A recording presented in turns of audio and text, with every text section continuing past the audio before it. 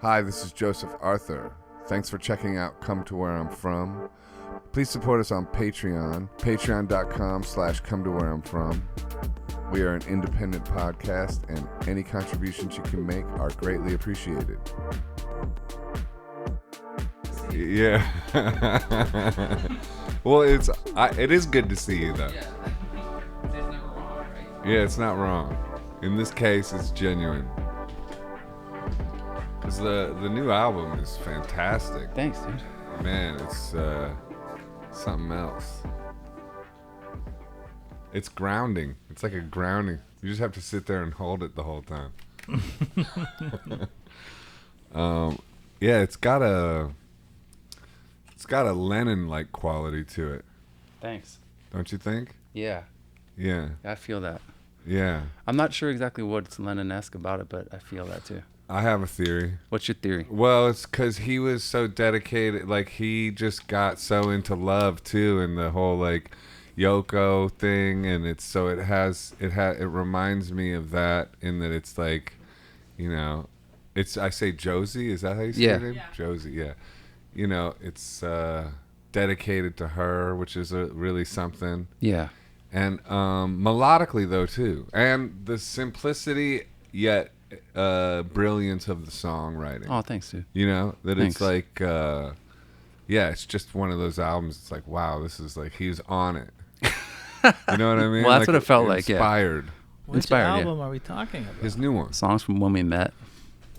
Yeah. Out now? Yeah. Yeah. Are we recording right now? Yeah. Oh, We're cool. on. Yeah, that's on record. Boom. Yeah, it's also like economy. Like that's. I think I was just going for like, you know, I'm always going for economy. Yeah. Of the like the where's the line? You know what the smallest amount of Brings the most. and can hold the most weight on it. Yeah. You know, because Yeah. I've heard like mountain climbers talk about like, I'm trying to find the little piece that can be like the least pieces that would hold the most weight, and I'm always like, that's kind of what I'm doing in my songs too. Yeah. Yeah. Yeah, it's really good.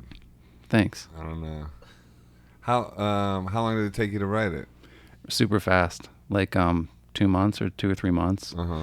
Yeah, it was one of those things like we had just first gotten together, and you know, we were like having to spend a little bit of time apart here and there, and then the days I'd be like, we'd, you know, spend a day apart, and then a song would come in, and it was super trippy. Like, yeah. And I was living like at a farm. My friend let me stay out of the farm, and there's these old growth woods, and I would just go for these walks, and I would come back, and there'd be like a song, and like weird stuff was happening the whole time. Like an owl kept showing up in the day. Mm-hmm. Like I'd be walking, I'd be like, oh, there's something watching me, and there'd be like an owl, Mm-hmm. and then it kept happening on every walk. The owl would just be back, and I was like, what's that mean? And I looked up animal medicine, and it was like seeing what others can't see, you know, finding light out of the darkness, things like that. I was like, oh, all right. Yeah.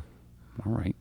Do you ever see that spirit deck of spirit animal cards? Yeah, we have that. Yeah. We love that because it's like we're constantly getting I'm into that shit. Yeah, animal medicine is like happening to us. I mean, we had this thing happen when we first met too, that like snakes were everywhere. Like we met and we went up on top of this like rock outcropping over this river, and at the top of the rock outcropping there was a snake, and I'm like, how the fuck did a snake? Can I swear on here? Oh yeah, dude. How the It's fuck the how the fuck did a snake get up here? And we're like, and then the snake came around, went around Josie's foot, went under Josie's foot, went to my foot, went around my foot, and then just like went down the outcropping. And I'm like, what was that? And then we like looked up in what snake medicine is, and it's like shedding your skin, you know, coming into a new beginning. And then snakes were everywhere, and we were walking on like a boardwalk, and these two snakes came up through the boardwalk, intertwined in front of us. We're like, that's not normal. That's not normal. No, I don't see that every day. That's evidence that we're in a simulation. Yeah, exactly. Like, beep, push the wall. Remind me not to hang out with these two. Yeah, exactly. Yeah. They come up. Yeah. So is there anything about relationships with snakes? Like if a snake comes and like, because it went around your foot and Josie's foot? I don't know. Nothing like that? It was more like shedding the skin and all that? Yeah, I kind of... Oh, yeah, transmuting poison, which was a huge thing. I could use some of that. Yeah, snake medicine. Exactly, transmuting poison. Man. Yeah, it was cool. I mean, even like one of the weird... I mean, we can keep talking about snakes, but like one day, like I woke up and I was like, oh, there's this crazy place, because we're from Minneapolis or St. Paul, and like, oh, there's this crazy place where they have these snakes. And I was like, oh, we gotta go there right now. Like, it was just an image in my mind of there's a giant like albino snake that they have there. I'm like, oh, we gotta go look at that albino snake. She's like, okay. So we go there and we walk up to the cage, and there's a sign that says having babies. And there's like blood all over the cage, and the albino snake that came to my mind was at that moment having all these babies come out of it. And I'm like, what is going on? Like, it's so trippy, man. Like, it was like so trippy. Stuff like that just kept happening. And synchronicity. yeah. And then the songs were just like coming into it, and I was like, all right, let's go with this. Man, so hold on. So you woke up and you're like, I need to go see this albino snake? Yeah. I'm like, and you got to see this. And you weren't like, this dude's crazy? No, you're on the same trip. She said, it sounds good. It made sense. What? Because you had a dream? Or No, I just literally... you just had a feeling? I just was like, I just saw an image of the albino snake, and I was like... let's go see it. Yeah, that happens to me. I have visions like that all the time. Really? Yeah. It's You're just kind of like a shaman.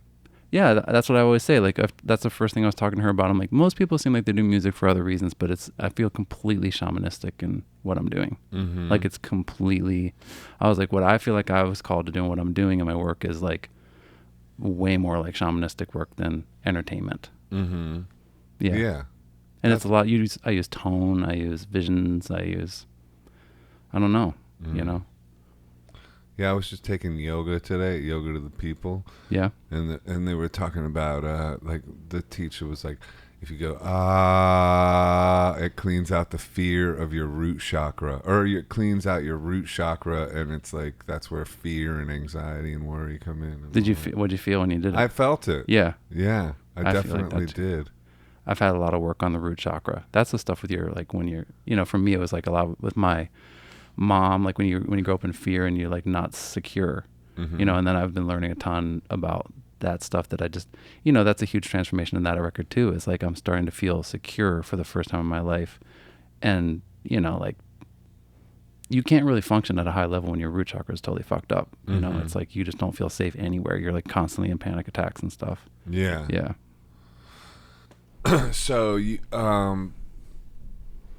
you've been working on your root chakra. All the bottom three. And how do you do that? What do you do? Well, it's a lot. I think it's mostly like inner child work, you know, like for me, it's like I had a inner child that was majorly wounded as a kid. I mean, this is stuff I'm learning now in the last few years. Like, you know, like I had an inner child that wasn't protected as a little kid. You know, I had like, my dad left. My mom is totally mentally ill and like just went off the deep end, you know? And, and so I was like, I can't trust anybody. I'm like on my own, like, and so the bottom three chakras were just kind of fucked up. And then I kind of think I just skipped up to the heart chakra where a lot of my music from my past was like vibrating on this stuff. Yeah.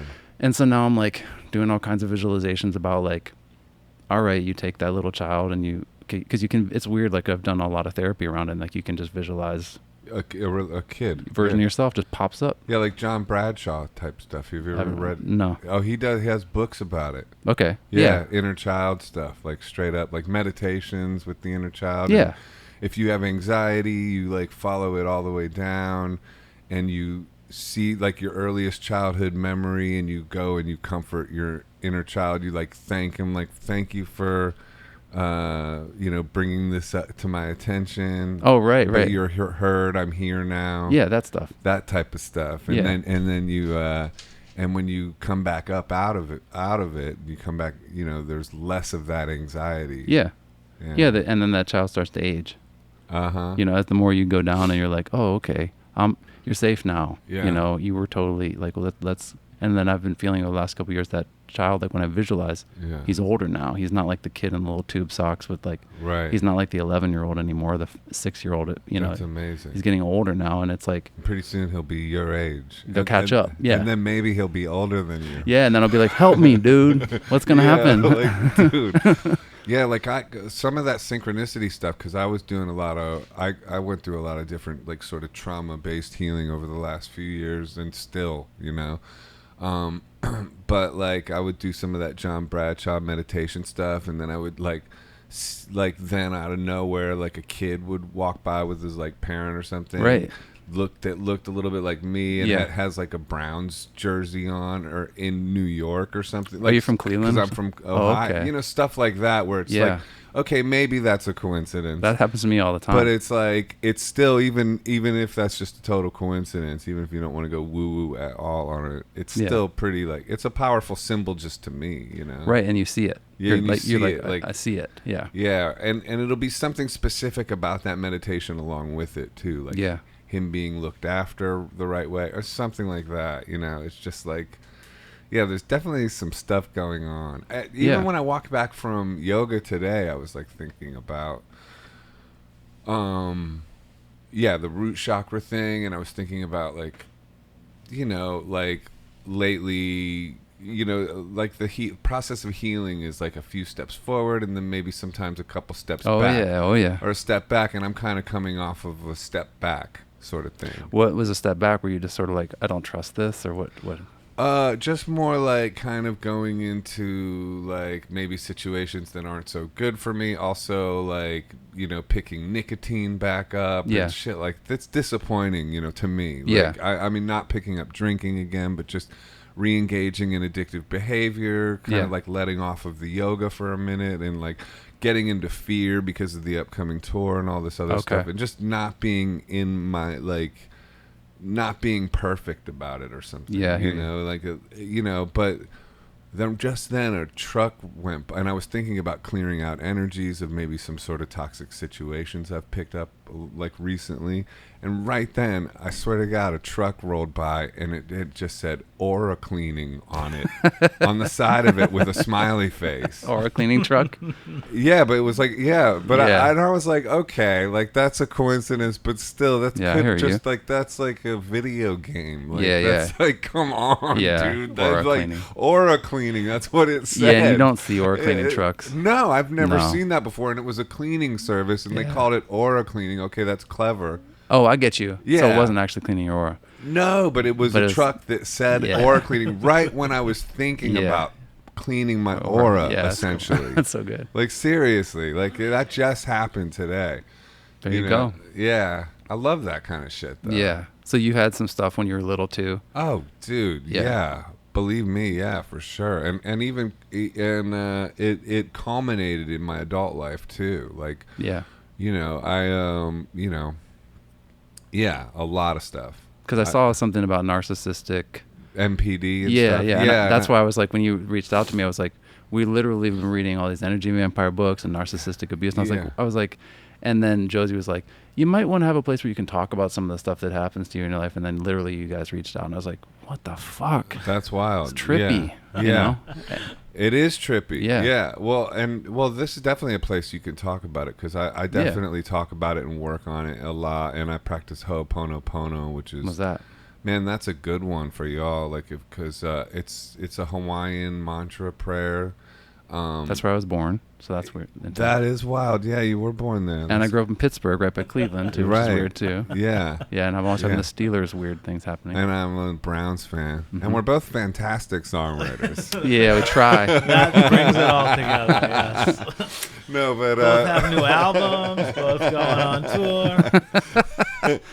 yeah, but so that's a Hawaiian prayer mantra that goes, "I love you, I'm sorry, please forgive me, thank you." To yourself or to others? To everything, to Okay. anything in your field of consciousness that disturbs you. All right. It's basically a prayer about, like, forgiveness and also responsibility. Like, you take responsibility for every single thing that enters your field of consciousness.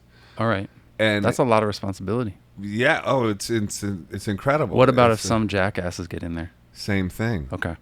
That's the thing. Like, it's very empowering in that way, because I don't know, like, I went through a lot of, like, healing with this NPD stuff, right? And but the two things that really escalated my healing was getting way into yoga, Yeah.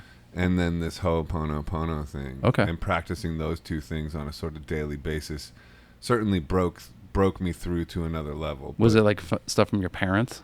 Oh yeah. Okay. So that's the NPDs. And also then the relationships that you pick up along Right. the way that are reflections of that. Yeah, gnarly. Yeah, Yeah. exactly. Yeah. Okay. Yeah. So Well, I'm very into yoga. It's like 11 years of and she's a yoga teacher, and that's like Wow. huge in our life. Is that how y'all met in Yeah. yoga? Yeah. Oh, that's cool. And meditations have been a big thing, but I Yeah. haven't been doing meditation much lately, but because I got Yeah. really into TM for a long time, and then Uh-huh. at some point I'm like, maybe I'm scared to not do my mantra, so I'm taking a little break from it. Yeah. Because I'm like, I did it for 11 years every day. Like, what if I don't do it? And then I'm like, that seems a little bit like guru vibe. So I just like maybe take a break on it and then tell myself I'm fine if I don't do my mantra, and then I can just bring it in when I want again. Right. But, yeah. So how's it? But do you miss it? I miss the like relief, but some part. I mean, I watched that. Like I was heavy into that, and then one day I was watching a Joseph Campbell his teaching, and he Power just of myth stuff? yeah, some of this. I watched a bunch of his like. I think it was Sarah Lawrence where he taught or whatever. I was watching his like lectures, and one of the things he just is like, yeah, meditation becomes real big because then guys go in their bubble and then they just cheat on their wives. They just go into me land and then they just all cheat on their wives within 2 years. And I was like, shit, I don't want that to happen. What? Kind of just like make I don't sure. see the correlation. Well, he's just like you just tune in and then you're like, I'm gonna do me. If you're like into the me zone, but I don't. That's not what I feel like actually. But I just No, but you can get up your own ass. For yeah. sure. I'm just like I gotta Absolutely. be, and then also just. It's easy for, I don't know if this is the same thing with you. Like one of the things I've had trouble with until recently is like I just give my power up to people because I have a lot of trouble holding my own, like trusting that my inner voice is like right on. And so I'll just, like Maharishi, that guy, maybe he's got something. And then you look at it and you're like, what the fuck does he have more? Like he doesn't, he has maybe a cool tool to help with something that I can use as a tool, but I'm not going to like. Well, there ain't no guru that can see through your eyes. That's John Lennon. Oh, cool. I never heard that. You never heard cool. that? Yeah, that's I think in Plastic Ono Band out thing. But that's cool. Yeah, he said there ain't no guru that can see through your eyes. Yeah, right. There it is. Yeah. That's so cool. Yeah, I guess that's where I'm coming from now, where I'm like going, okay, like moving more towards getting on my center again with more humility. That's the good thing about taking like one step, 2 steps forward, 1 step back, is the when you're coming from the 1 step back, you're not like feeling super like I know what's up, right? Because you just like, got bumped off you it. just got bumped, so you're like, wait a minute, maybe I'm humble again. Yeah, for sure. Which is good energy. Yeah. Do you have kids? Do you have No. kids? Yeah.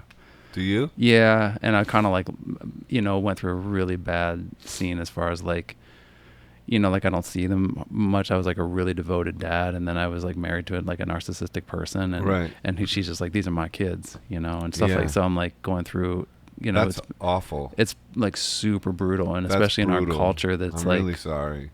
Thanks. Yeah, it's like one of those things that's I brought it up because it's really humbling, because I'm like, I'm doing everything right, and then I have to look back to like, why did I allow myself to be in a relationship with a person like that was negating me at such a high level, Yeah. And basically like, it's just not fair, and so it's not, and that's where Ho'oponopono comes in, because it will never be fair. That's the thing. It will never be fair, and it will never work in your favor ever. Like, and that's it. Because there's a whole lot of people who gave up on themselves a long time ago, and yet they're still out here. And the way they get energy is by feeding off of the destruction of other people who have not given up on themselves yet. Oh, that's gnarly. It's that, and it's called, there's interspecies predators out here. That's unfortunate, but it's true. Yeah. Humans are full of them, and more all the time. Yeah. And our popular music is a reflection of that. Right. Like I was even thinking when I was listening to your record, because your record is so empathetic. It's like in my head I was thinking like, man, this record is brilliant and would be huge. Like I hate it when people say what I'm about to say, like but I'm wondering if humans even want to feel those type of feelings anymore. Right. Like you're providing something that used to be exactly what everybody was going for. Right. But I'm just wondering if even people want to feel that anymore, because you're forcing someone to feel into their heart. Right. And it's like that's an uncomfortable neighborhood for a lot of people. Oh, yeah, I would agree. You know what I'm saying? Yeah, and I feel like, maybe that's why, I don't know why I started doing it or why but it's like I'm like demanding that and I'm able to feel that it's Yeah. like that it's valuable. And it's like also you're giving a reflection of like an ideal of love. Mm-hmm. It's just like that's like this. We live in a different world now, Yeah. you Well, know. But hopefully, like that's the world I want to live in, with an Yeah. ideal of love and stuff like that, and feeling empathetic and feeling like heart connection and stuff like that. But yeah, I feel you. I mean, that word empath, like we've been, Josie and I've been talking about that a lot, because when they talk about narcissists and energy vampires, which is all words I didn't know about before, they like prey on empaths. Yeah, exactly. And I'm like, what the fuck? People preying on me? And if you've come from a toxic childhood and you have a tendency to therefore you have a tendency towards toxic levels of guilt and shame, because your parent or your family, you can't possibly blame them for the bad treatment when you're a kid, because Right. you would die. Yeah, you die, yeah. Survival means you then are like, I must be bad, because you can deal with that. Right. Like that's dealable with for a kid. So Right. therefore you have like the seed of toxic shame. Therefore, like until you get awareness of the how MPD works, it's so easy for somebody who is a narc to trigger those feelings of toxic guilt and shame in you, and then blame shift and go into a victim mode until to the point where you're then apologizing for being abused. Yeah, there it is, right. Yeah. Which is really hard to like. It's brutal. Yeah, it's brutal. like, And it happens again and again. oh, dude, and it gets Yeah. worse and worse until you become a shell of yourself. Yeah, like I couldn't leave my house at the end there. Like Yeah. I had agoraphobia so bad, I couldn't leave my room. I couldn't, Right. like, I was like, if I have to walk around the block, like I would always be like, what if I have to go to the bathroom and I'm walking out of my house? Like it was, and for the last Yeah. 5 years I was touring in there before I finally realized what was happening in that with my ex, that I was like, it was a 24/7 panic attack of agoraphobia. Like I'm like on stage freaking out going Yeah. like, I can't be anywhere. That's wild. Yeah, it was and I didn't know what was happening really. Yeah, and when you come to the conclusion that it was all on purpose too, that part is brutal. That part is brutal. She's dude. always trying to she's always trying to be like, can you see that this is when you're telling somebody what you need and it's super clear and you're just asking for 50-50 boundaries and they hear you and then they act like they don't hear you and then they just keep doing the thing. That's on purpose. That's on purpose Yeah. to trigger you Yeah. to then get a response that healthfully should be full of rage in a way, not Right. not like violent rage, but Anger, but yeah. anger, Yeah. because anger is our protector. But then it's like that then triggers your toxic guilt and shame. Yeah, it's brutal. That then makes you go like, and then you're like back to that child who's not like, and then you have this like pathological need to sort of apologize and make Yep. sure everything's okay, Yeah, and take on all the weight. and take on all the weight, and that's what they're feeding off of. Yeah, it's brutal. But here's what's so good about Ho'oponopono. Back to that. Okay. Because from that structure, you can't win the game. No, like the you can't. game cannot be won. The only way to win the game is to completely sort of like rise above the game. Right. And the way, Not get caught. And the way to do that is to finally take full responsibility for the game. Like it's Okay. kind of some like using, and it's like a Jedi mind trick you play on yourself. I tell people Ho'oponopono is like a cheat code in the Matrix. Okay. And it is difficult because it is basically saying like, and let me just say like the Dr. Hugh Lin, who like, there's this book by Joe Vitale called No Limits, and it's about this guy, Dr. Hugh Lin, who healed a mental hospital for the criminally insane. Okay. Using nothing but Ho'oponopono. Whoa. And he didn't see a single patient. He just read their files, and could read their files, and then because it entered his field of consciousness, their problem, it became his problem. Okay. This is the level of responsibility this guy would take. Right. Then he would concentrate on Ho'oponopono as his new problem that he just read about, and like after a few years, that whole mental hospital shut down because everybody healed. Trippy.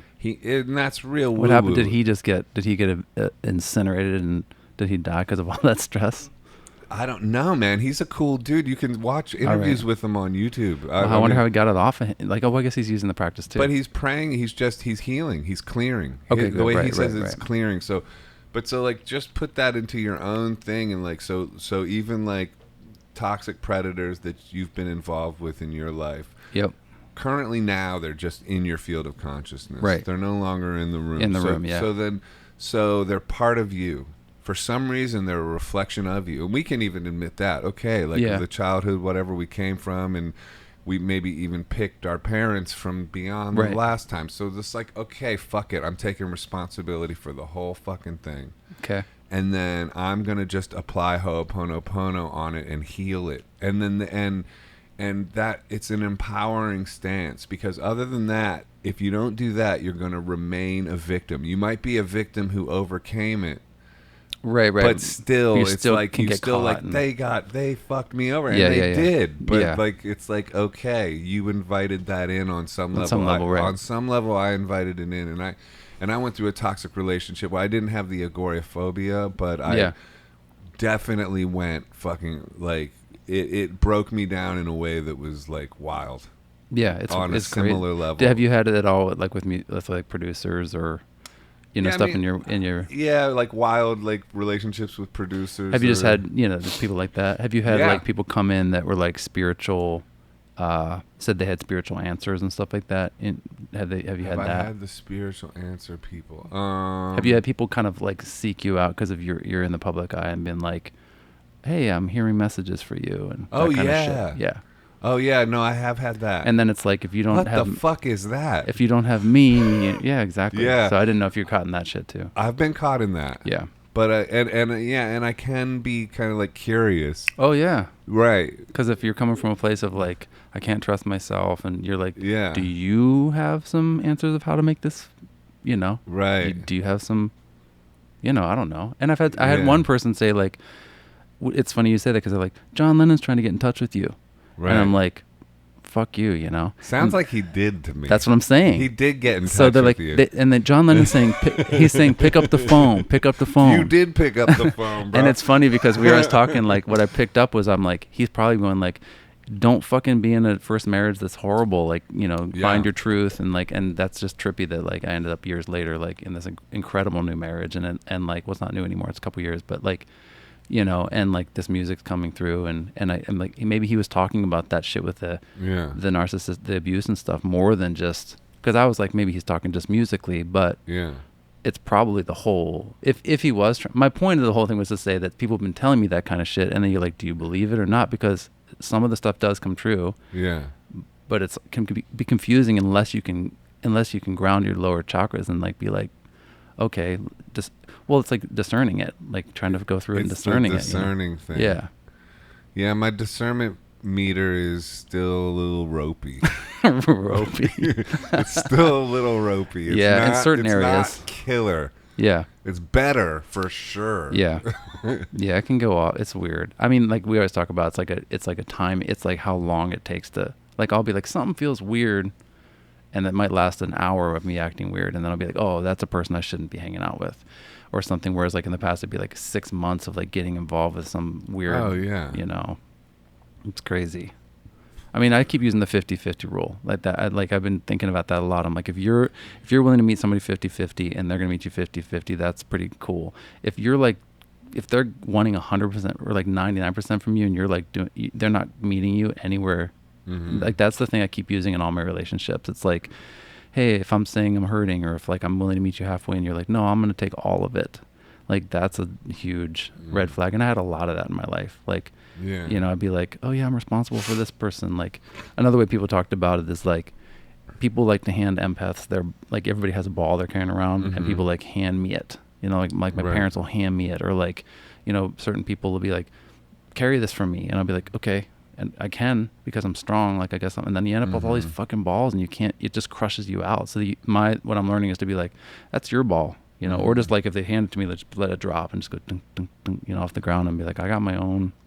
I'm not going to be an asshole to you. I'll meet you halfway, but I'm not, you're not going to just come in here and like, I always think of it as somebody like attaching here to my energy field, like just like, and like once it's on, it's like, God damn it, draining me out constantly. And I'm like doing the shame thing and just fueling somebody else's life, really. Like you said, like, what did you say? Like people gave up on life and they're just like people gave up on life. Yeah, there's a lot of that in my life. Narcs gave up on life really early on. Yeah. And created a false self. That false self needs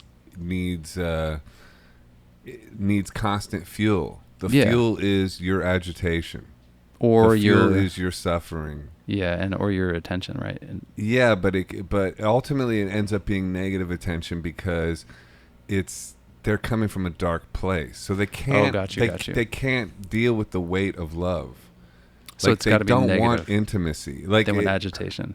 More so, right? Because it's more energy and it's just more in the house of in their house. Yeah, it's more a reflection of where they're really coming from. Like so. It's like for them to fake love and act like everything's loving and cool is really a strain that's really a bum out for them, because it's like that's a total fucking farce for them. Like the other thing is reflection of the reality they're used to living in all the time. It's also a thing of like the false self is an ideal. It has to be perfect.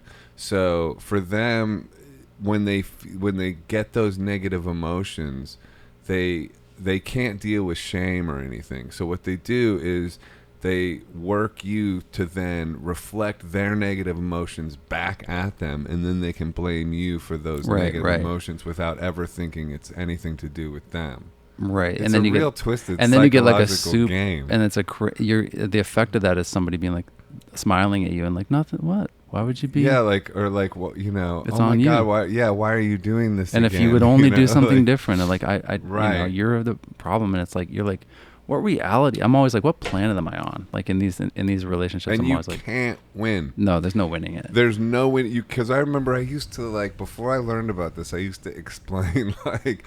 Listen, what you have to do, I would explain how to act like a reasonable human being over and over and over again and again and again. And it would just be like, and little did I know the whole time I was doing that, they were like, it was like a jackpot, like a ding ding ding ding ding. Yeah, the whole time. This fucking sucker really thinks I don't know this. Like, and I was like sitting there really authentically trying to explain, like, here's how you act right. Yeah. The weird thing is, too, though, it's like, the fucked up thing is, though, when you do wake up to all this, then you're like, you know, I'm not perfect, though. Like, it also puts you in this weird, like, thing of, like, you know, I'm not that. I'm not an interspecies predator that's preying off of the suffering of others for my energy source. No, I am not that. Right. But that doesn't mean I'm an angel. Right.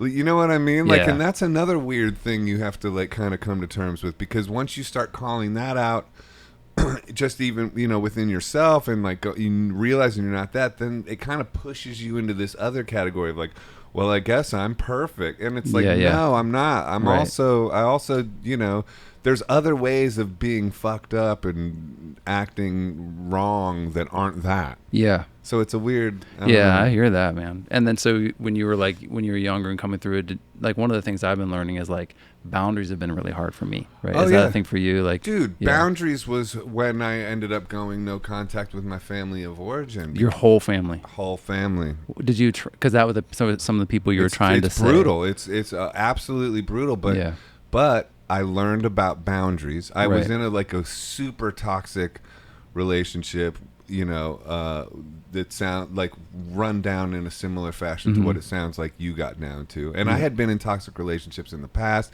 but I never got to that level before. Yeah, this was like new level, to the point where I'm Googling shit. Like, what the fuck's happening? On? Like, what's going on? Nothing makes sense. Yeah. And then I wind up on MPD, and it's just like seeing, like, when a pathology gets validated for you like that makes sense of your whole fucking life. Yeah, back like, to you and your kid. You're like, wait a minute, it's like the Matrix going. Yeah, it's like you're sitting there. It's like, oh. And so then from there, I start learning about boundaries and stuff like that, and I'm like, dude, and so I test out my new boundaries on, like, family of origin, all this other stuff, and the reaction to that was aggressive. Yeah, mine too. Dude, like, because in my logical brain, you think I'm gonna, like, put some of these boundaries up, right, and then they're gonna see that I'm onto this game, right, and probably start acting right. Like my logical brain was like, they'll probably back off and go, okay, let's like, because normal people would back off. Let's like respect now. That's, ladies and gentlemen, that's not how this goes. Yeah, when you bad. start putting boundaries up, it's like throwing, like, you know, I mean, it agitates them. Poking the bear. It's poking the bear like you would not believe. And by the way, they've been awake to the game the whole time. You just woke up. That's hard, man. You think like, yeah. Oh, I know the secret now. It's like, nah, man. Everybody else was already awake at the party, dude. I know. It is very especially with the people you trust most in the world. Oh, fuck. So everybody's already awake at the party. You finally wake up and go, let me test my little new baby boundaries, and you think they're like Mr. T super strong boundaries, but they're not. They're little beginner baby boundaries, and you're poking some bears that have been awake for the whole time. Yeah. And they have other tricks up there. They also already are prepared for this reality. Because they've been dealing with other people and stuff, too. And they're walking through their life like that. Because also they know this reckoning is coming. Yeah, they're waiting for it. They're actually waiting for the reckoning. Right. You can't believe it. And then all of a sudden, people you trusted your whole life do some shit to you that is next level. Yeah, you can't believe it. Right when you're waking up to it. And then that's when things like no contact happen. Right. That's when things like people...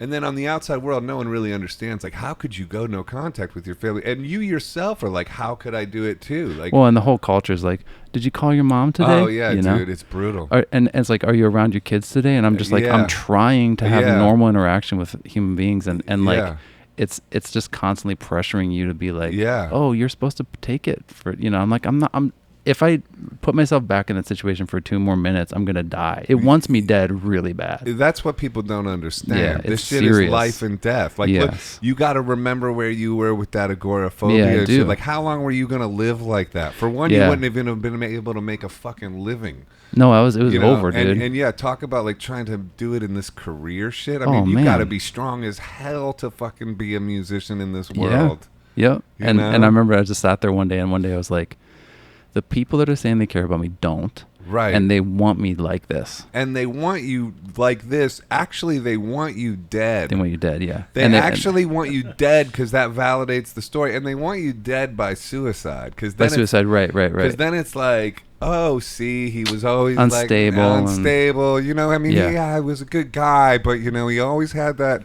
Yeah, you know how Mason was. I mean, you know, it's like we were, you know, and here's the smear campaign.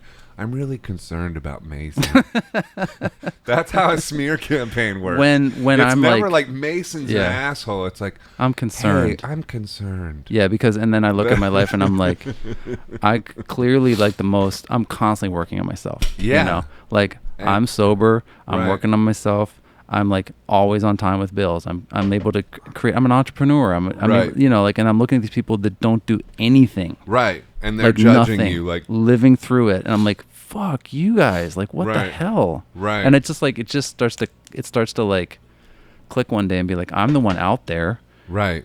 I don't see anybody. Nobody else is around me. I'm out there, and it's like, why am I the problem? You know, like right. But you're the black sheep. Yeah, I'm concerned about him. I'm concerned. He's doing that thing. He got again. really aggressive with me the other day. Yeah, it's like, well, when I was gaslighting him relentlessly for 2 months. Yeah, that word gaslighting is a crazy word, right? Yeah, you know where it comes from. I heard it, but what is it again? You remember that story? It's a movie from the 1940s. It was called Gaslight, and it's all about like flickering of a gaslight, and this dude's flickering the gaslight to this lady. I've never seen the movie. I just heard about it. And she's like, what's the gaslight, or why is the light flickering? Oh, right. And he's like, there's no light flickering, something like that. She's like, are you okay? Yeah. You know that, but over and over and over again. And it's just as easy, like, done where, like, you make plans with somebody, and then all of a sudden they blow it off, and then it's like, hey, we didn't have a plan. No, you know, that's gaslighting. It's just like, you know, so it's like that's a it's more constant. Real reflection of it. But that's how it is. Yeah, there's been a lot of that in my. That's a good word to know, you know. Yeah, gaslight, gray rock. You know what gray rock is? Yeah, I'm the gray rock right now. Well, not on these TV cameras or whatever these are, but I'm trying to be the gray rock. Yeah, do you know what gray rock is? Well, you're supposed to just be like, not get agitated, just be like, nothing to see here. you know? Right. So that they just move on to another source. Another target. Yeah. And so, working on that one. Yeah, but that's also if you're in a situation face to face with Right. with one of them. In the moment of it, yeah. In the moment of it. With one of them. I know. I said with one of them. It took me forever. She was like, Josie's bringing up all these words because we're doing the same thing, like figuring this out, years ago, going like, well, hey, there's these words, energy vampires. I'm like, Jesus Christ, do you think people are out there really doing vampire work? And I was so skeptical. And then after you start to like just test it and see, and I'm like, Jesus Christ, there's fucking energy vampires. Like, what the hell? And then it starts to make sense when you really like, dude, you're Mason Jennings, man. You've made like a bunch of records. You're out, you got dreams and you want to make other records. Yep. And, think about it, dude. There's no human being through this I learned, in my theory is, there ain't a human being out here that's not creative. Right. Everyone is creative. I think so. And if you've thwarted it, that creativity like perverts itself and goes towards like, because when I finally woke up to this, I was like, oh, there's some of these people in my life were enormously creative with the way they were working me. Right. Like seriously artistic. No, they're artists of pain. Like, for sure. And also like even within language, like, the sometimes like I learned about neurolinguistics programming through just like, through an ex's text messages. Okay. Like there was odd patterns in these text messages and they were used. Yeah, she was using and then I like Googled some of the factors of it and came to neurolinguistics programming. Yeah. Where things can get suggested and just like really intense. Oh, yeah, and so when you realize that this is a game that's played on high levels and like ingeniously, but like it's like what you would just do to work on a tune, they're doing to work on a text message. Like it's a similar level of creativity. Well, and they're kind of getting the same. Just like, it's the same. We're both looking to get something, Yeah. It's like, but one is a dark energy and one is hopefully trying to bring. Right. Like, but it's both you're trying to get something. Yeah. It's interesting, man. It's pretty interesting. And the other thing I was thinking is like guys, like it's cool that you're talking about it too because it's like also in our culture, it's like. You don't hear guys talking about stuff like that. Well, that's the other thing, too. If you're a male victim of this, it's like... People are like, shut up. Whoa, yeah. People don't want to hear about this shit anyway. But I did start doing that. And, I became a boxer. Oh, cool. Because of that. Because I was like... I had a plan of going, like... I have to have a very, like, tough pose so that I can then speak out about this bullshit. Because otherwise... Like I wanted to have a kind of a tough figure to do that.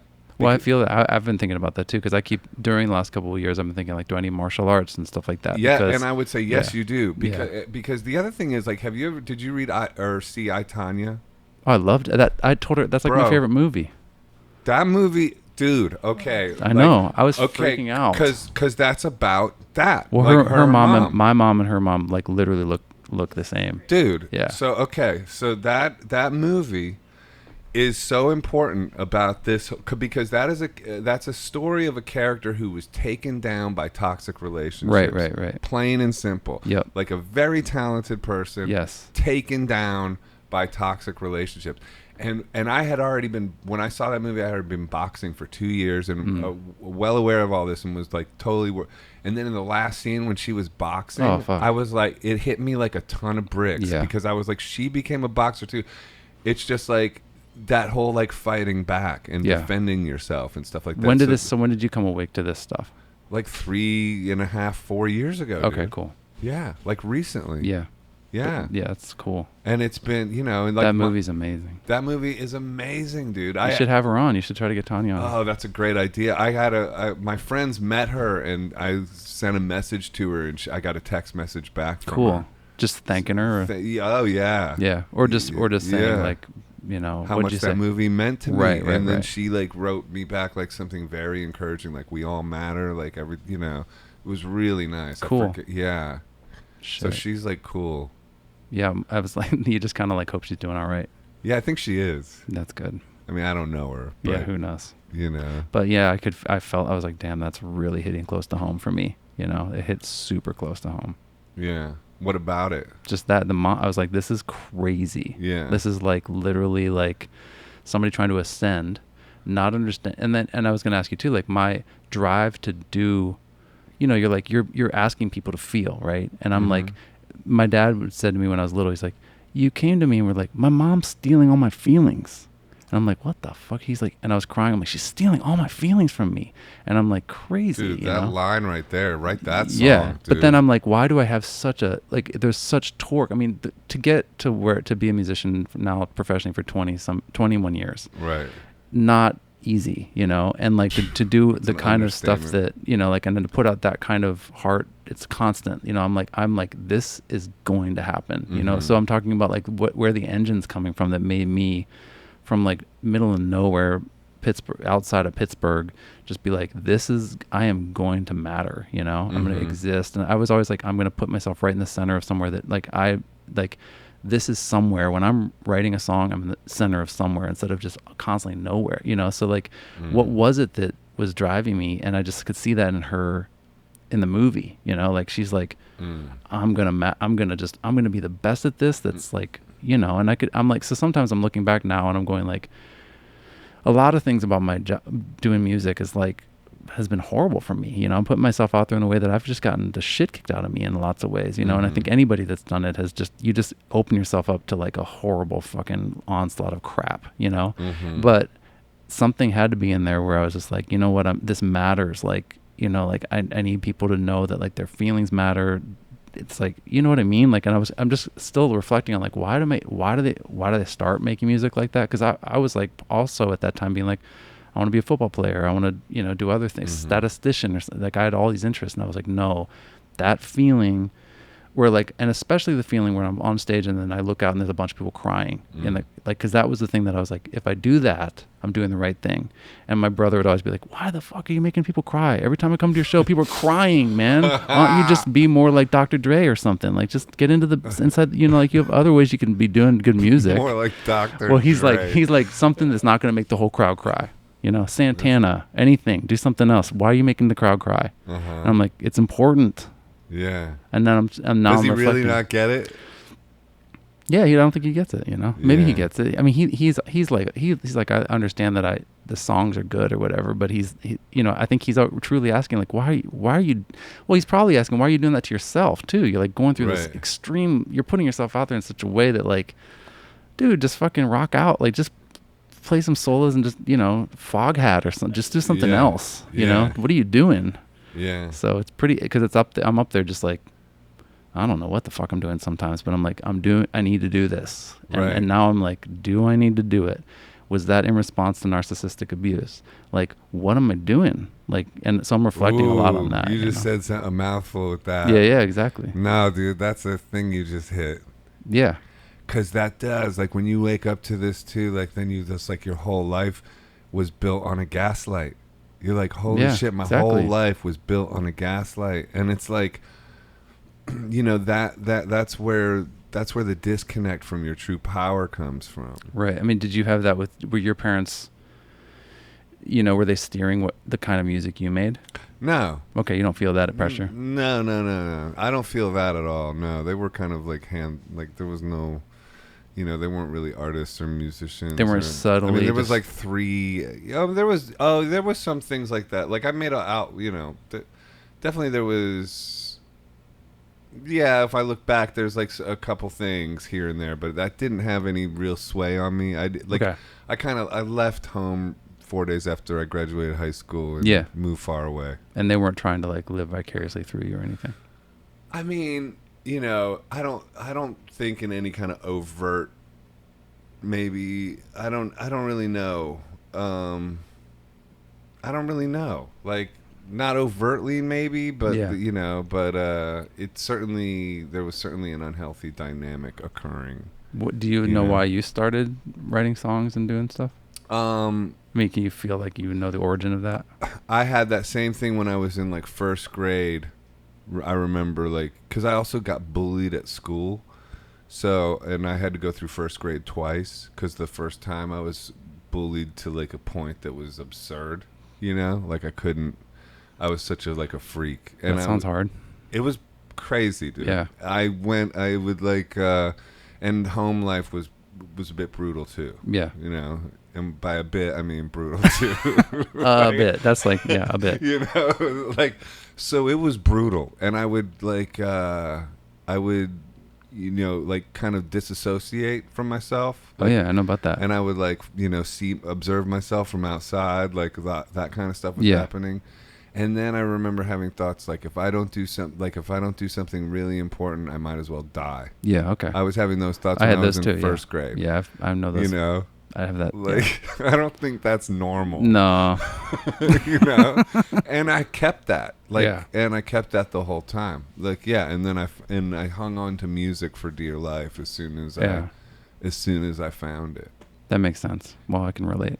Yeah. So that's a vibe. No, I totally felt what you were saying with that. Yeah, and I always we talk about disassociating all the time. I was like, I felt like I spent most of my life flying behind myself. You know, that's a reaction to pain. Yeah, you just gotta. I'm like, I'm out of here. Like, do whatever you want with the body. Do what you want with the body. Do what you want with that thing. But I'll be flying here. Me. I'm in Songland. Yeah. Songland's pretty cool. But then you start to realize when you like, you know, like my ex-wife has like half of everything. You know, took all the song. You know, like, had nothing to do with any of it. I had a separate place, and like for the rest of my life. And she's like, also like, you have to pay the taxes on it too. And like, oh really? I'm just like, and she took the kids, and I'm like, what the fuck was that all for? You know? And I wasn't with her because I loved her. I was with her because she was kind of she was the one voice that sounded like my mom, you know, which is like, oh, you're a fuck up. You're gonna, once I started to get successful, she's like, oh, you're gonna, you know, that's like home. That's like home. Familiar. Like, oh, you're gonna have a breakdown. You're a fuck up. You're making me worried. Like, you know, and shit. And I'm like, well, this sounds awful, but really familiar to me. You know, when all these other people are like, hey, you're doing so great. I really love you. I'm like, that familiar voice. Maybe I should hang out with that familiar voice, as it just completely decimates your life. You know, it's brutal, man. Well, it you know, it's a reflection of it's familiar and familia or whatever. Yeah, it's I mean, the thing I'm realizing so much now is like, until you get, I don't know if it's like this for everybody, into the mid 30s of your life or something, I just feel like I was running on like subconscious. I'm like, was I doing anything consciously? Like I was trying so hard to get to consciousness. I was like getting into yoga at the end of, you know, like end of my 20s or early 30s, or like meditation. But like for the most part, I'm like, I was just, sometimes I feel like I was disassociated, and I was just like being led through a freaking, I don't know, like something was driving the boat that I was like, what even, because I would always say that, I'm like, this is so confusing, what's driving? And I always had the feeling of like, here I am and here's me in like the world, and I'm like, these things aren't, I was like in a fantasy land 24/7, you know? And I'm like, what is this phenomenon of like my life and then this person that I'm like in the music or whatever? And I'm like, I don't know what this is. What is this? And now it's like they came together, and I'm like in my body. I'm like, thunk, I'm in my body. I'm not in Fantasyland ever. Like I don't have Fantasyland going for like years now. And I'm like, Jesus, that's so weird. How do I live now? Like when I look at the woods, now I see the woods. How do you know what's the difference between Fantasyland and this thing? Like what do I know when what's the different feeling? Yeah, what's the different? How like do you look know? at the woods now. I'm like, that's the woods. I'd like to go in the woods. How would it be before? How would the woods be before? I'd be like, I would be outside my body, and I'd be like, these woods have been here for 10 million years, and I put myself in the place of like the bark on the tree, and then I would start to think about like that leaf right there has never been seen by anyone, and if I feel like what it's like to be that leaf, I would just go into some fucked up place that I'd be like literally seem like I'm cracked out, like I'm on like some astral, I'm not my body, I'm in a spirit world is what it is. I'm not like I'm never thinking I could go in those woods. That sounds like you're tripping. The other one. Tripping out. Yeah. I'd be like, but some of that is good, no? Yeah. Well, in a poetic or in a creative place. But if your body's getting fucked up, you know, like it's like the Matrix. Like I'm living my life getting hurt constantly, and then there's a consciousness in having a trip, and like, you know, putting out the music. Now the problem is when you're putting out that music and everybody else is benefiting on it, but you're not getting any of the benefit of it, then you're basically just like, you're basically veal or something. Like people are like, let's get him to trip and let's fucking milk him and get his creativity. We're going to get the money out. We're going to get the things off of. We're going to get all of it. And the second he starts to wake up, you go, I'm concerned about Mason. Mason wants boundaries. Mason's taking care of himself. He doesn't want to, he's not drinking anymore. And he's I'm really concerned. Like, I'm concerned because he's like a manager abusing an artist just to cash out on them. Exactly. You know, when it's time, he needs to be off the road. No, stay on the road. Stay in the trip. you know, and I've had that happen my whole life, and now it's not happening anymore. So it's like, And then I would even say stuff like, I'm like, well, maybe if I don't do that, I can't write it at a high level like that. No, I can write at a high level now. Like, this is the best music I'm writing. I'm working on a new project. I'm like, it's better than anything. And I'm like, okay, so that lie's gone, that like I have to be just 24/7 in that state with no body. Like, bodies help music, turns out. What about, that's why I got so into athletics over the last few years, man. I love athletics, dude. Me too. I mean, I run all the time. I do yoga, boxing. I fucking love it. Helps singing a lot, that's for sure. Dude, I love it. It's you can be in your body and then you can be on stage. It makes stage easier. Yeah. You know? You're not like on stage like controlling your body from behind and then everybody's staring at you and you're like, fucking uncomfortable when you're not in your body. Yeah. You know? So going back to that question, though, that you said about like, I wonder if this whole music journey was just a product of being gaslit or being raised up in a sort of like, because there's part of you that is like through music and achievement and arts and stuff, seeking love, like, that you maybe never got. Right. You know, 100%. And now I have love in my life, my day-to-day life. Like, I look forward to being in my house with my wife and hanging out and like, you know, like I like my house fine. Like I always lived in places I hated and shit like that. Like I'm like, I like where I live and like, I like my wife and I love my wife and like, that allows me to go like, well, music is a beautiful thing to do, but I also paint. I also like draw. Like I'm also like doing all kinds of other stuff all the time that they feel kind of equal to me now, you know, instead of like, I need to go out there and I need to get milked by all these people that are attached to me. I need to get the quota to everybody. You know? Right. Yeah. So I mean, now I'm like, well, I'm glad I have that creative outlet. Yeah. But you know what I'm not doing as much now is I'm not going like, I'm uncomfortable in my life. I need to go for 10 hours into a room and disassociate and like write a song for 10 hours. Like I'm not doing that as much now, you know, because that feels like not healthy for me in my life to like, I don't want to think about, so I just like go trip out for 10 hours and write a song. Like that's not, so now I'll be more like, hey, what do you actually want to deal with in your life? Like deal with that. And then when it's appropriate, spend some time and write a song or like, or sometimes if it comes in, I listen to it. If it's coming in, I'll honor it. I'm not going to be like, back off song. Like I'll listen to songs that haven't come through, but I'll be more communicative. I'll like talk to my wife and be like, hey, I'm feeling like something's going to come through. Like I'm going to write now, instead of just like constantly being in my studio for 10 hours a day or just not living a life, like living in a, in a matrix pod and like this music's coming out and then people are just getting their narcissist, whatever they want off of my, you know, creativity. So it's changing. That's cool. Yeah. And I think like touring has gone better because I'm like, sort of like, I'm in my body, all that stuff. I'm like, it's like having boundaries with your muse as well in a way.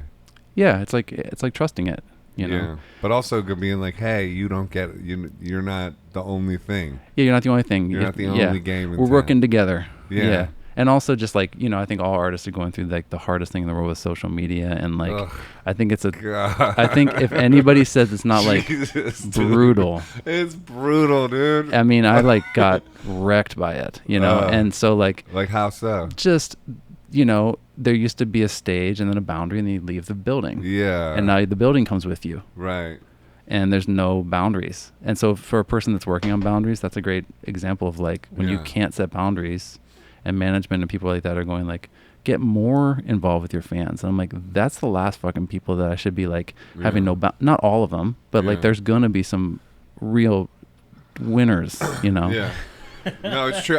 But you know, it's weird because like even doing this interview, part of the reason we're doing it is because you saw that I was posting about MPD. Yeah, and exactly. Stuff. So I have this strange thing because I'm feeling like you know, and I just had a birthday. Happy birthday. Thank you. And I just feel like, like even talking about this on the podcast and stuff like that, just like, okay, and this is a form of social media as well. Right. So it's like, I feel like this is helpful though. I do. You know what I mean? Yeah. Like, I want to do more of this. Like, I want to use it for this kind of measure. Yeah. You know?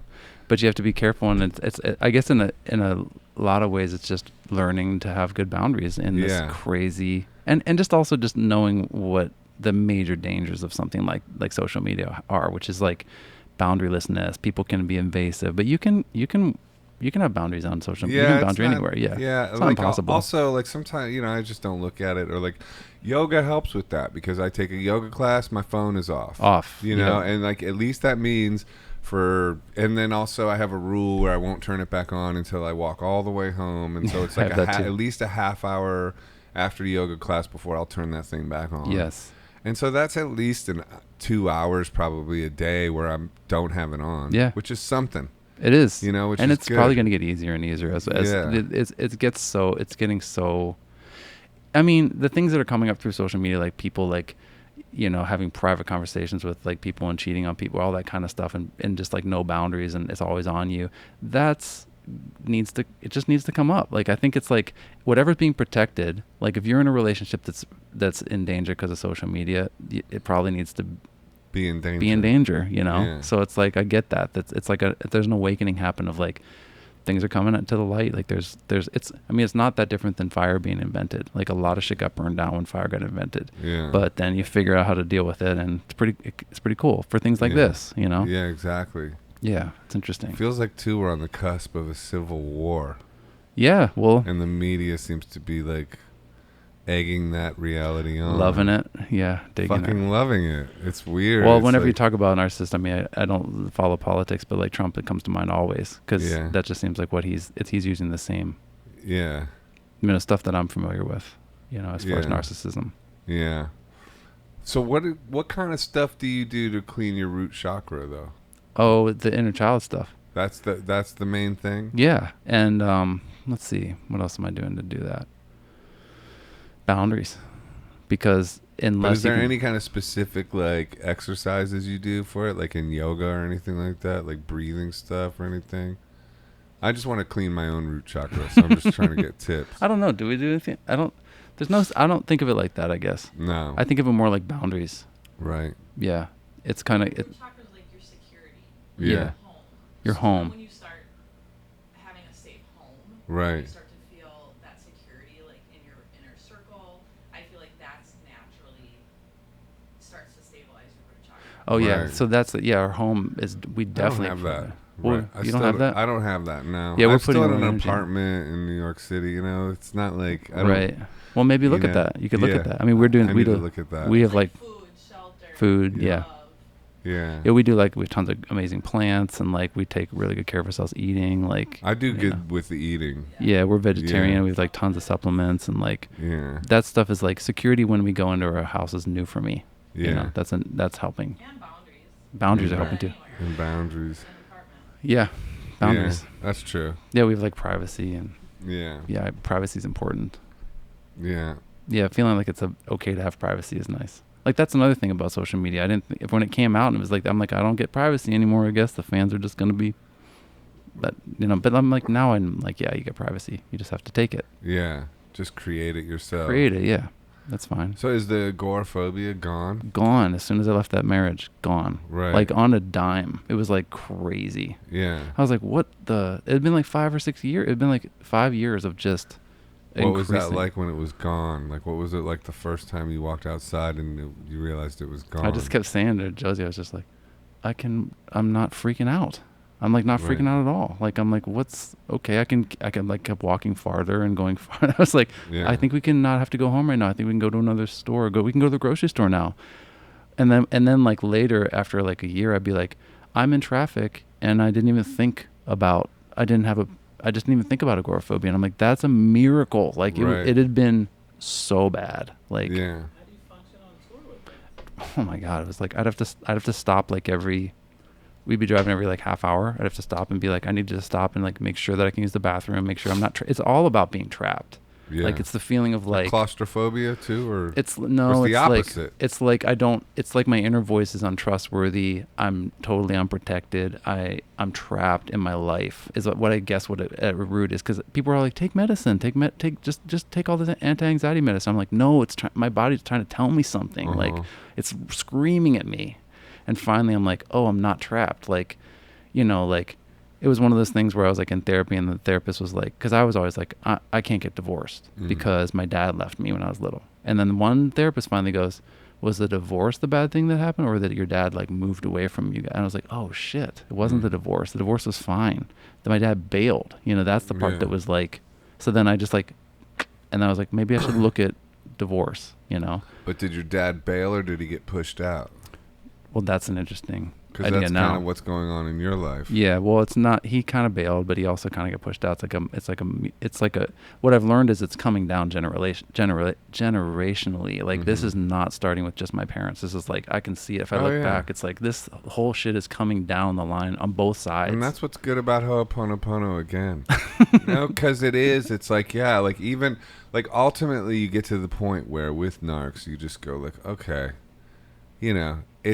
they're just doing, it's like, I feel like I'm about to say a Bob Dylan line. You're just doing what you had to do or something like that. Yeah, you're just you're just a hitman or a messenger. Yeah, you're just doing what you're programmed to do. You're programmed. Right. You might for me to get upset at but it's this weird balance between like, okay, don't take it personally. Like it's because it's seriously not personal, even though it's the most personal. Right. Even though they hit you in the most personal way, especially when you're dealing with like not being able to see your kids and shit on that level. That's crazy. Yeah, it's brutal.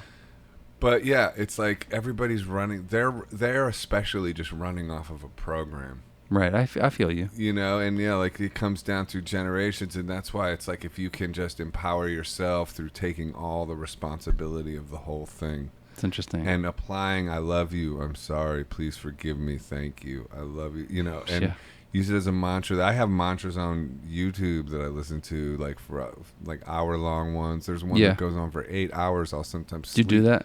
Oh, just during sleep? Yeah, I'll do that during sleep. I'll go on a run listening to Ho'oponopono. Yeah. Do you say it too, or do you mostly listen? Mostly I listen. Do you say it in your mind? Yeah. Because that's like TMs in your mind. And when I do yoga, like this morning, when I was in yoga class, I breathe in, I love you, and I breathe out, I'm sorry. I use it as a mantra. Right. I've done that too. That's cool. Cool. And it's like, I think it'll help you. Like, because with these kind of wounds, they're so crazy. Yeah, they're weird, and it's like cool because you've been a couple years earlier. You have a couple years more experience, which I'm grateful to hear what's been working for you. Yeah. Yeah, it is a crazy thing to wake up to. It is. It's a seriously crazy thing to wake up to. And then we always talk about, like, you're right. Like we're just finally understand that there's like no winning, and that's like cool that you're saying that because I'm like, no, it's literally been it's not. Nothing I'm doing is making it feel better. All the boundaries in the world, I still am having the shame getting triggered and stuff, and it's like, come on, like that's where Ho'oponopono will come in. I'm not kidding, man, because I went through a lot of stuff, like Joe Dispenza meditations. Like I tried everything. I was doing everything I could possibly do. Like, and how long ago did you do the boundary with your family? Oh, that's been like almost 4 years now. Seriously, and nobody's been like, "Hey, I'm sorry," and oh no. So, yeah, and you no, bro. I actually threw out an olive branch when I did Ho'oponopono, where I was like, because wrote an email just saying like, all you'd have to do is say, you understand how I could have been hurt. Oh, fuck. That's the kind of shit I've done, That's too. what I said. Yeah. And I said, you don't have to say, I wrote this, you don't have to say I'm right. Right. You don't have to apologize. You don't have to say you're wrong or anything. You simply have to say you understand Acknowledge, how I could have been hurt. And the reaction I got was pretty brutal. Was it just like nothing, or was it just like F you, or like... It was, it was, I don't know if I want to say what it was. Yeah, don't. But it was not, we understand how you could have been hurt. And I actually said, if you can just say you understand how I could have been hurt. Yeah, man, you just want to reflect I'll take you out to dinner. Right. So I offered to break no contact. Right. But it could not be met. Let's put it that way. And it really couldn't be met. And the only thing is I just acknowledge that you understand how I could have been hurt. What that does is it validates your perspective. Right. That you aren't an insane person. Right. But if the narrative is you're an insane person for even having boundaries or questioning anything, they can't afford to lose that narrative for 1 second, because that shatters the whole false reality. Right. So I kind of did that as like a tester. It was like this really softball thing, softball olive branch, and it was seen as an ultimatum. Let's put it that way. Yeah, I hear you. And that was even said, you know. So it's like, okay, well, at that point, it's like I don't know what to do here, like because you know.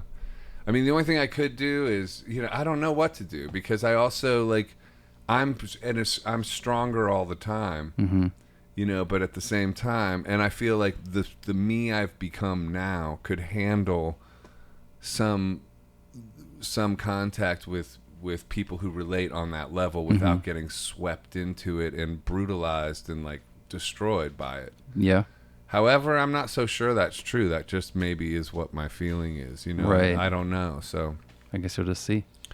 Yeah, I guess I'll just see, but it's unfortunate, because it's like, you know, time is limited, and you know, I don't know. Yeah, but you don't need to get the shame and the guilt triggered again because of that, because you're taking care of yourself, you know. Right, but it does happen. Yeah. Like from time to time, you know. Well, yeah, when somebody's like, "Did you call your mom today?" Yeah. Like on that, you're like, "Thanks." Yeah. No, I didn't. I don't have a mom. Like that. Like you think of what a mom is, and I think they're two different things. So let's not just call it one word. You know. Right. Yeah. It's I don't know. It's interesting. I would like to talk to God on the other side and be like, "Yo, dude, what was up with all that?" Yeah, exactly. Like, what was the point? What was that? And then also being like, that? "Did I sign up for this? Because this is a big course load. You know. It really is. It's really more than I bargained for. And that's what I feel like all the time. Yeah. I'm like, okay, like I'm Do you have contact with your mom? Not right now, no. No. Mm-mm. My dad's been cool, but sort of like opening up to, you know, he did the thing you asked where you like, can you validate? And he's like, yeah. He actually apologized too, which was like, whoa, okay, I didn't expect that, you know. Right. But that's kind of the fact that you're saying that, it makes sense. It's like, I'm like, all I'm looking for is just, you know, do you see what's going?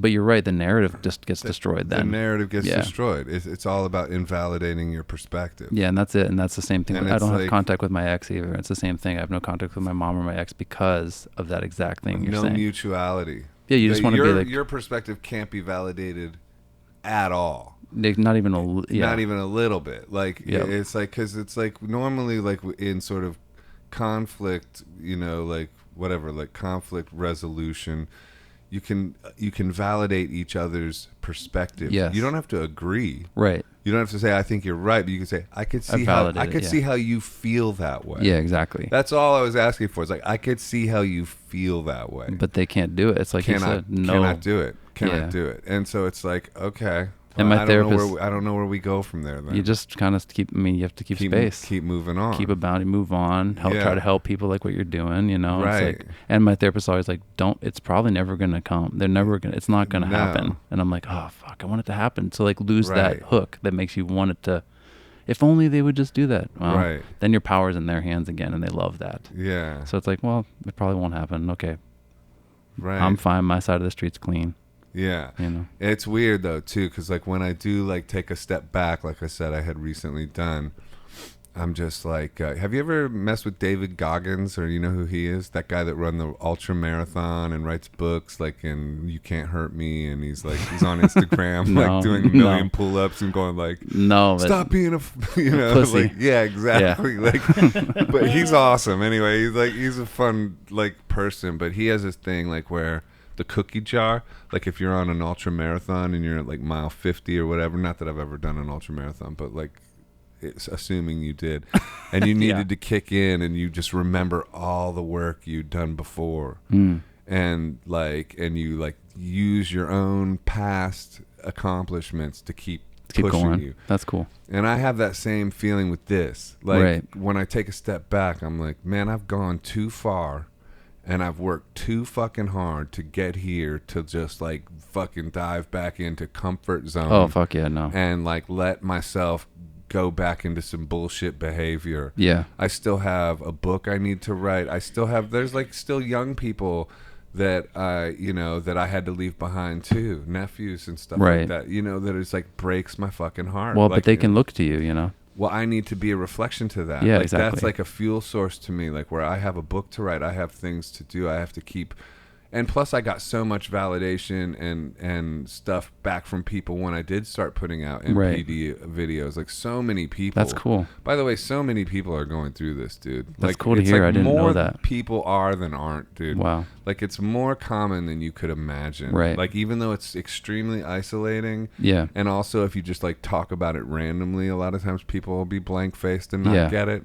And especially people in your sort of world will like on purpose not get it. Right. You know, like actually in the actual world, I think everybody's dealing with these kind of dynamics and these kind of situations. You know what I mean? Yeah, I feel you. So shifting a bit though, how are people like embracing your new album? Because it's Love it. So fucking good. I mean, I've heard from so many people that's their favorite one. It's my favorite, you know? Yeah. So, yeah, it's been really cool. It's been How super long's it been cool. out for? A year and a half, maybe. Oh, okay. So it's been a while. Yeah, and it's been Okay. awesome. Like the response to the shows is they get the most response from the new stuff, and you know, it's like, I kind of feel like it just was like a closing. It's like a closing record to that whole, all the crap we're talking about. Because the rest of my other 13 albums are like in, you know, it's like a circle, and this one like goes, okay, out of the circle. Boom, let's close it with love, and then I don't, you know, like right now I'm working on a record with Stone Gossard from Pearl Jam.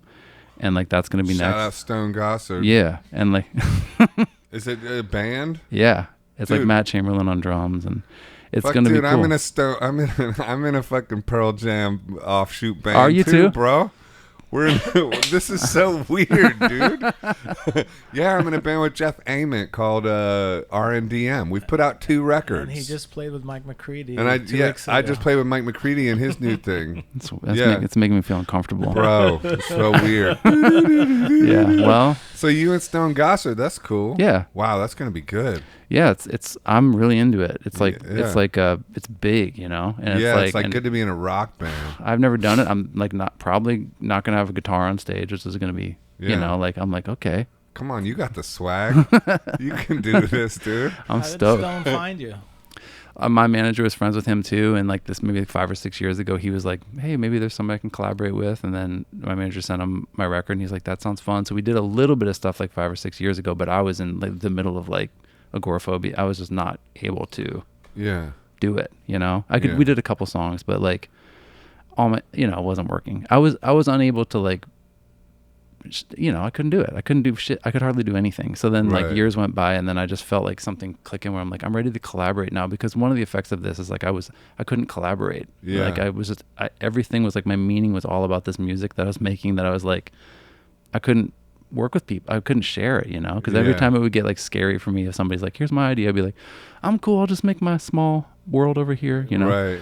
So now I like got in touch with him, and I was like, hey, you want to do another song? And he's like, that sounds fun. And we did a song, but it turned out so much better than like the stuff we were doing before, that we're like, let's try another one. And then and then I'm singing a lot about like the stuff we're talking about, you know, indirectly, but it's That's like amazing. Yeah, so it's like a record like that, and he's just like, man, what's happening in your life, because these songs are so moving and powerful. I'm like, I'm in my body, man. I'm in my body now again. Like I'm back. I'm here. Yeah. And he's like, wow. So yeah, that'll hopefully be out sometime in the next few months. That's rad, Wow. dude. Yeah. Yeah, my album is about this too. Really? It's like, Cool. oh yeah, this is my first album. This is my come out of this album. It's called Come Back World. Okay, cool. I gotta check it out. Yeah. It's Out October October 11th. 11th.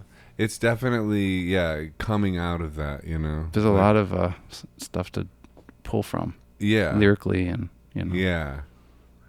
Yeah, forever, I think. I don't know. Yeah, right. It's a man. journey now. What a trip, dude. I didn't expect us to go Yeah. all This is a on pleasant this surprise. Yeah. MPD journey. That's what she literally said. It feels like this is the time that you should maybe talk about this stuff. And literally you guys were like, Doink, would you like to be on the pod? I'm like, what the fuck? Right. Crazy. That's crazy. Like with this in the day, the same, I'm like, okay. And manifestation. Synchronicity. Yeah. It's just like, I'm like, and I was like, I don't know if I'm ready to blah, blah, blah. And then I looked at your thing that said the thing about narcissistic stuff. And I was like, all right, I can't ignore that. Yeah. You know, that's too crazy. Do you listen to like MPD videos on YouTube and stuff like that? I don't think so. No. I mean, we're looking at that- books, Some but books. it's some books. Yeah. Okay, so you got books that validates you, but the videos validate too. Cool, And I'll like, check so that out. check out that on YouTube. That's a great resource. Okay. Like just all kinds of people. Like there's also from the other side, there's Dr. Sam Vaknin, who's like a diagnosed psychopath, and he makes videos that are Whoa. fucking awesome, and he's incredible. Diagnosed psychopath. Yeah, and Okay. he explains what the whole motivation is. He explains all the behavior. Crazy. He validates it from the other side entirely. Like this is Why does he do that? Why does he want to talk about it? and there's interviews with him talking about just that. Yeah, like yeah. and it's funny as hell when he like says why. Because he's like with the attention and also just like exactly what you would think, and it's like he's got there's no allegiance to anything. Yeah. Like it's not like I don't know. There is a spirit war trip to the whole thing, but there's also just something like I was saying. People are just operating off of programming so much. Right. So I don't know. He gets attention from it, and he's really good at it. So I don't know. There you go. It's like it's not like an alliance with Satan, and then he's giving up the game. No, or I just meant something. like he was like he's probably not trying to help people if he's a psychopath. Right. Trying to help himself. He's trying to help himself. And That's it. No, Magician showing his and tricks. and he Everyone's gonna wanna and he see that. says that. Yeah, I yeah, think yeah. he says that. Oh, he was writing anyway, and somebody told him to share it. I don't know. There was like That makes sense. yeah, but never heard of he's that. an interesting one. There's It's like Apollo Robbins. You ever watch that guy's videos? The pickpocket guy? no, but we He's a- interviewed a pickpocket. We interviewed on this podcast Philippe Petit, who Do you did take your stuff? Twin Tower Wall. Oh yeah, that guy. Yeah. I've Yeah, seen we that. interviewed him. Was yeah. he just like full energy? He's amazing. Cool. Interesting energy. Terrifying to see that. was Beautiful though too. You know? Yeah, totally terrifying. But we should check out Apollo Robbins. Okay, Apollo Robbins. Yeah, because it's like the most stunning pickpocket stuff, and he's telling everybody he's like, I'm gonna steal all your stuff, and then he'll do it, and you take off your bracelet, he take everything from you, and you're watching him Really? do it, and he's just like, people don't know, because he said there's like an awareness bubble that people have, and if you can pull it, and if you can make them think backwards into their head, their eyes go this way, and you can do whatever you want to them, and it's like Wow. terrifying to think about. He's like, Apollo Robbins. I'll pull your awareness here, and then I'll ask you a question repeatedly, like, what happened? What did you have for breakfast today? And then Yeah. you can't see when you're having to answer questions, stuff like that, and you're like, oh, that's some really next level. He explains it. Apollo Robbins. Yeah. So it's interesting. Another one to check out for you is Lisa Romano. She's I've not heard a her yeah, she's like an MPD. She came from a family of origin of MPD and Okay. dealt with it. And there's like a lot. There's a lot on YouTube. It's a great resource. Okay, cool. That one. What else was I going to say? I forget. I should say the Hawaiian thing because I don't know that. Ho'oponopono. Hoa. Ho'oponopono. Ho'oponopono. All I right. love you. O's. I'm A lot of sorry. A lot of O's. Yeah, I make Ho'oponopono paintings. Ho'oponopono. Here's one. Love you. I I'm love sorry. you. I'm Get a little bit sorry that for way. giving me. Thank you. That's dope. I like that one. Yeah. Oh, I just saw the people. I didn't see them at first. I thought it was just totally abstract until I saw the Yeah. peeps. So, man, what a great honor and pleasure to talk to you. Oh, thank you. Mason. You too. Yeah. It's been cool. Yeah, it's been really cool. Do you got any questions? Like, are we wrapping up? No, It feels like we're wrapping Whoa. up. We can wrap up, but I was just curious. Were you married to your first wife before you put out your first album? No, there's some time there that's Okay, different. so there's, Yeah. with your 13 albums, Yeah. so you gained success. And then she.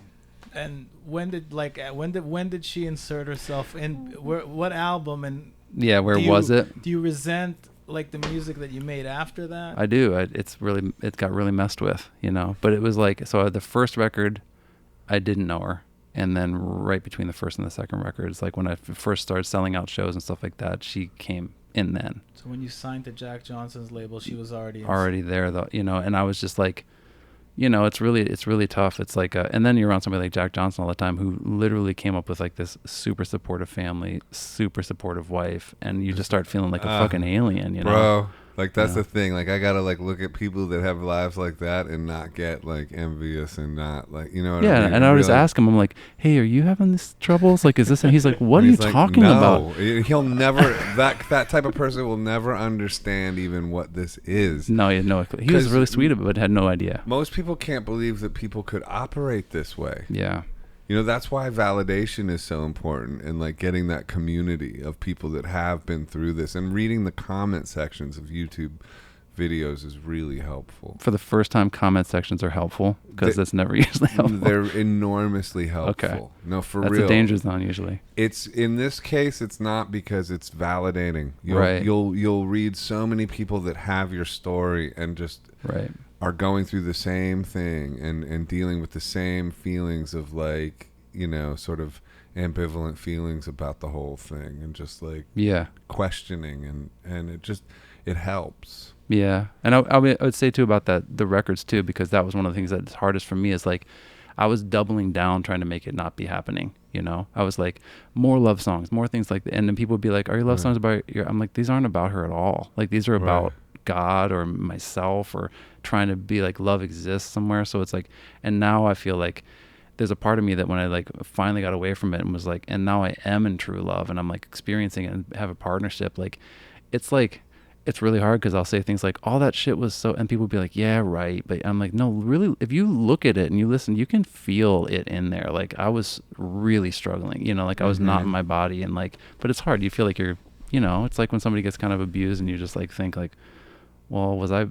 condone that, you know? And Well, you did condone it. Yeah, I did condone you it. You have to, Yeah. And not only that, you like the way out of the way to get past it is to finally take full responsibility. right, I for hear it. you, because then otherwise you just constantly. Otherwise, you're just never gonna like. Because then- people can always say, "Hey, you and- condoned it," and you're always going to be resentful of that, like of that Right. person. If you really can own it, like, and it's a practice. It's like Right. that's why that's why it's a mantra that bears repetition, because Right. you and I like that's why I also say look at it as a cheat code for the Matrix. Because people that are really enraged about being abused or whatever, or victimized in whatever way they've been victimized, are gonna have a knee-jerk reaction of like, I'm not sorry, fuck that, like what the fuck. You just have to trick your own, like you can fake it until you make it, like because the prayer in the mantra itself is enormously powerful. Right. So let its power wash over you, and just if you're like having a moment of like,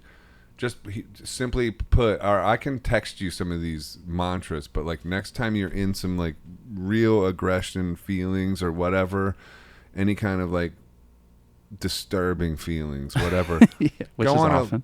put on some headphones, go on an hour-long walk or run with that mantra in just listening to it for an hour, and tell me how you like, Yeah. and tell me afterwards if it's done anything or Yeah. not, you know?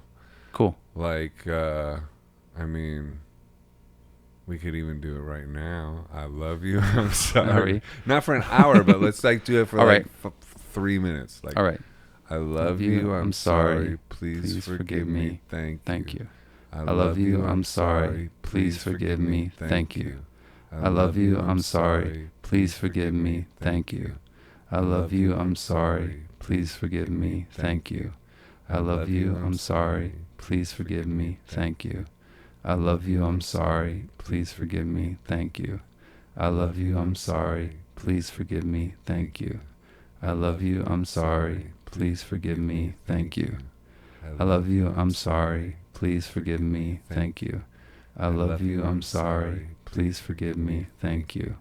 I love you. I'm sorry. Please forgive me. Thank you. I love you. I'm sorry. Please forgive me. Thank you. I love you. I'm sorry. Please forgive me. Thank you. I love you. I'm sorry. Please forgive me. Thank you. I love you. I'm sorry. Please forgive me. Thank you. I love you. I'm sorry. Please forgive me. Thank you. I love you. I'm sorry. Please forgive me. Thank you. Cool. That's like a, Right? yep. Something. Yeah. It's got power to it. Where are you saying, what are you visualizing? I love you to yourself? I do it usually. I just like, I'll put it you know, I'll say it to my mom. So it's I'll say directed. it to my dad. I'll say Yeah. it to my sister. I'll say it to my nephews. I'll say it to somebody I'm struggling with in a relationship. I'll say it to myself. To the culture, maybe. I'll say it to God. Mhm. I've said it to the East River, you know. Yeah, like, yeah. I mean, it's just whatever is in my consciousness. I just like, Just you know, I'll aim say it. it to, Yeah. mostly I'll say it to Ehud, Thank you know. Well, there's nowhere You know? there's nowhere you can't aim it because it's encompassing all the Yeah. consciousness. I hear you, so it doesn't I mean, matter. like what's good too is it's like if it's a mantra and you go on a walk with it, Bless you. It and you know, so many things will start popping up and you just apply it to them. Right. And I apply it to myself as well. I apply it to God. I think of God saying it to me. Yeah, yeah. Like all of it. Just It's cool. all of it. Like as a practice, it's a good medicine for what we've been through, my friend. Cool. Thank you. know? Thanks for Yeah. sharing it. It is definitely something else. So Where can people find you online? yeah. MasonJennings.com. Yeah, is that what you mean? Yeah. And Yeah. Instagram.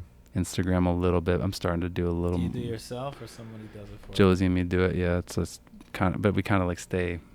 I just try to keep a little space from it, you know. Like I'm not gonna be checking my direct messages or anything like that. But Right. yeah, but I like to a little bit here and there to be like, hey, you know, I'm Yeah. here. Like, you know, I'm playing on the East Coast or something like that. You know.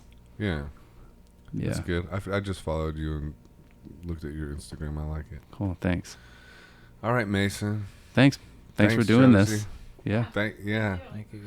Thank Thanks you for having guys, man. This has been fun, dude. It's been Yeah. heavy. How do you feel? Let me ask you real quick though before we wrap it. Do you feel weird about being this open and personal? No, not right now. I mean, No? maybe tonight I'll be like laying there like, oh crap. Yeah. But not at the moment. I feel like, better. like you you know, honored yourself. Honored maybe. myself. Yeah, and it's also nice Yeah. to talk to you about it because you went through some stuff, and it's like, Yeah. you know, it is very isolating. It can be is- extremely isolating. Yeah. Yeah. So it's cool. So Thanks it's for cool. you know. I'm glad we were brave enough to talk about it. Me too. And I No, also for love that real. you. I'm amazed that you brought up the I, Tonya movie and stuff like that because I'm just like, that's, you know, when somebody makes that movie, they're putting themselves out there, and it's like, Mm-hmm. you just start to see, you know, it's good to put it out there, I guess. Yeah, that movie was incredible.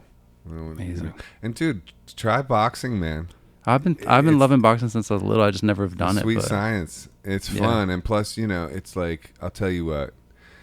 To me, like a boxing studio is about half as intimidating as a yoga studio. Like, Okay. a yoga studio is more intimidating than a boxing gym. right. There's like softy. There's a bunch of empaths are boxers. It's like a bunch of Italians. Well, Dylan, right? Yeah, like Dylan too. It's like, you know, it's like really some of the sweetest people I've ever met. And plus, you won't ever get hurt unless you start sparring. That you might get hurt then, but you don't have to ever start sparring. Okay. You know, you can go very far with boxing without ever coming Getting close, punched in the face. without ever getting punched in the face. Have you done it too? No. Did you find a coach? You just went in there and just Oh started? no, I have a trainer. Trainer, and yeah. I spar too. Yeah. So you just Yeah. started with just like asking somebody to help you. My friend Liz, who was married to Alan Vega from the band Suicide. I met her, and she is boxer, and also a manager, and had like some fighters and stuff that she looked after. And I was like, oh, I had this funny concept that I would like to start boxing and then challenge Mickey Rourke to a celebrity, like, not that I'm a celebrity, but a boxing match to, like, with a charity to benefit small dogs. I just thought that would be funny because he loves small dogs. Right. And then she was like, that's hysterical. Why don't you come into the gym tomorrow? I'll set you up with a trainer and start cool. boxing. And so that was like 4 years ago. You And gonna I do it? I don't know about the Mickey One Rourke day, thing. maybe. Maybe that'll Shout out manifest. Mickey Rourke. Shout out Mickey Yeah. Rourke. I love Mickey Yeah. Rourke. But like that's what got me boxing, was making kind of a joke about a boxing match. And then it just, dude, it was that I, Tonya thing. It just Yeah, I like, hear you. I started going every day, and it became a passion. I can You feel know, that. It's so- interesting you say that because I've been thinking about just needing some, you know. That's a good one. And it's a great yin yang to yoga. Yeah, exactly. I love them both. I got into yoga because I hurt my hand boxing, and I needed that same amount Yeah. of intensity, and then I fell in love with yoga. You know? All right. Yeah. Cool, man. Cool, brother. All right. Well, good. dude, I'm excited for you, and yes, give much love, man. Yeah, you too. Thanks for having me on. Thank you. Thanks, guys. That was awesome. Oh, it's weird to have these off now. Yeah. It's like.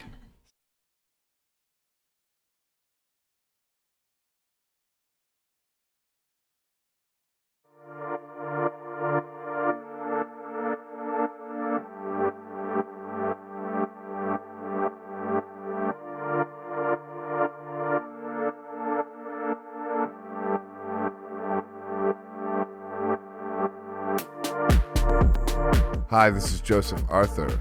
Thanks for checking out Come to Where I'm From.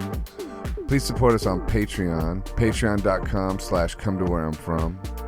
We are an independent podcast, and any contributions you can make are greatly appreciated.